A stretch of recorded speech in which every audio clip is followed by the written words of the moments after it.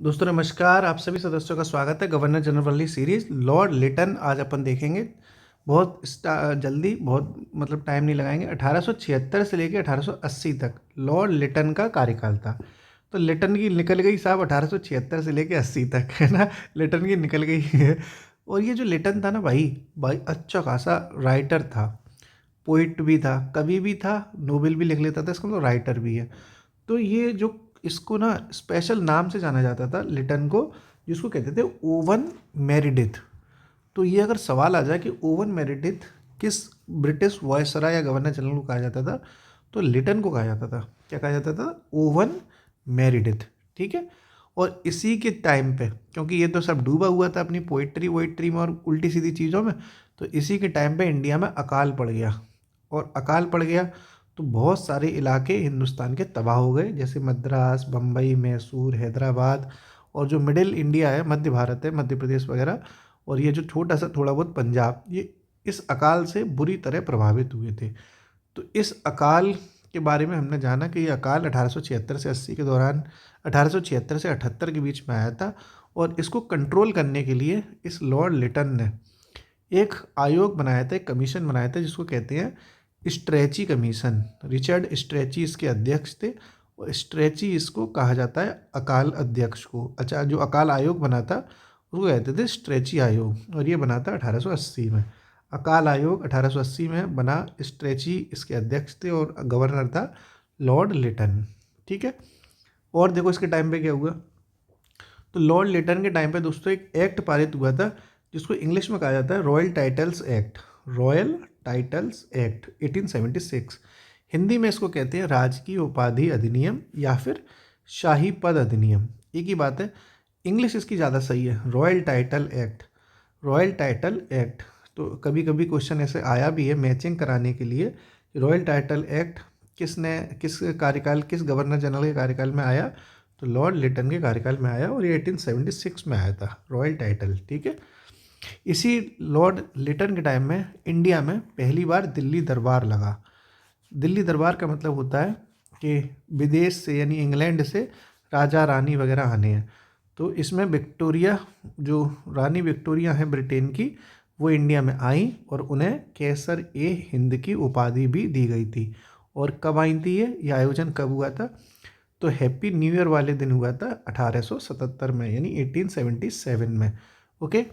तो पहला दिल्ली दरबार वो लगा लॉर्ड लिटन के कार्यकाल में।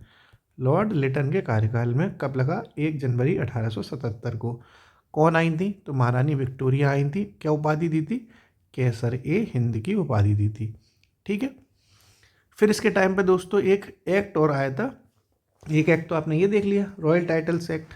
एक और आया था जिसको कहते हैं vernacular press act 1878। Vernacular press act 1878, और ये भी इन्हीं के टाइम पे पारित कर दिया गया था।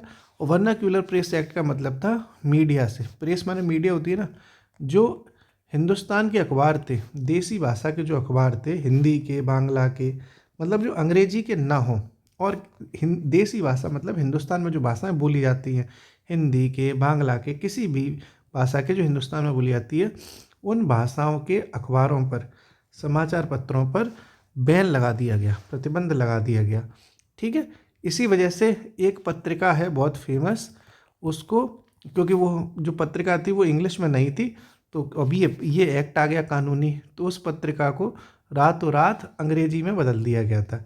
उस पत्रिका का नाम आपको कमेंट बॉक्स में बताना है कि ऐसी कौन सी पत्रिका थी जो इस एक्ट के पारित होने के बाद रातों रात वो अंग्रेजी में छपने लग गई। वो आप कमेंट बॉक्स में बताइए। ठीक है।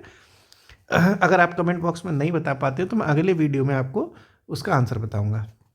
1878 में भारतीय शस्त्र अधिनियम भी, इंडियन आर्म्स एक्ट भी इसी के कार्यकाल में आया था। और ये कह दिया गया कि जो भी शस्त्र रखेगा, हथियार रखेगा, चाहे वो व्यापार के लिए हो या किसी भी काम के लिए हो, उसको लाइसेंस लेना कंपलसरी कर दिया गया कि आप बिना लाइसेंस के अपने पास शस्त्र नहीं रख सकते। आज भी ये परंपरा चल रही है कि अगर आपको बंदूक रखनी है अपने घर में या अपने पास, तो लाइसेंस कंपलसरी है। तो ये 1878 में किया गया था लिटन के द्वारा। ठीक है। इसी लॉर्ड लिटन के कार्यकाल में सेकंड एंग्लो अफगान वॉर हुआ था, यानी द्वितीय आंग्ल अफगान युद्ध हुआ था 1878 से 80 तक, यानी 1878 से लेके 1880 में। आपके जहन में आएगा कि पहला कब हुआ, तो मैं पहला वैसे करा चुका हूँ आपको इसी सीरीज़ में, लेकिन मैंने फिर भी साइड में लिखवा लिया कि जो पहला अफगान युद्ध हुआ था वो ऑकलैंड, लॉर्ड ऑकलैंड के टाइम पे हुआ था 1839 से लेके 1842 में। तो पहला अफगान तो ऑकलैंड के टाइम पे हुआ, दूसरा आंग्ल अफगान 1878 में लॉर्ड लिटन के टाइम पे हुआ। ठीक है, पहला कब है? ऑकलैंड के टाइम पे 1839-42, दूसरा कब है? 1878 से 80। ठीक, और इसी लॉर्ड लिटन ने दोस्तों एक बहुत ख़राब काम ये किया कि जो सिविल सेवाओं के एग्ज़ाम्स होते हैं सिविल सर्विसेज के, उनके लिए जो अधिकतम उम्र थी वो 21 वर्ष से घटाकर हिंदुस्तानियों के लिए 19 साल कर दी। पता 19 साल ये मैक्सिमम एज है कि अगर आपको ICS यानी इंडियन सिविल सर्विसेज का एग्ज़ाम पास करना है, जिसे आजकल IAS कहते हैं ना, पहले ICS कहा जाता था, इंडियन सिविल सर्विसेज, उसके लिए आपकी मैक्सिमम 19 साल है। अगर आप 19 साल से ज़्यादा के हो गए तो आप ये एग्ज़ाम दे ही नहीं पाओगे। तो ये पहले 21 वर्ष थी जिसको घटाकर 19 वर्ष कर दिया इसने, लॉर्ड लिटन ने।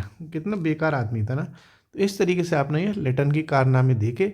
कमेंट बॉक्स में आप हमें बताइए कि वो ऐसी कौन सी पत्रिका थी जो वर्नाक्यूलर प्रेस एक्ट 1878 के पारित होने के बाद रातों रात अंग्रेजी में छपने लग गई थी।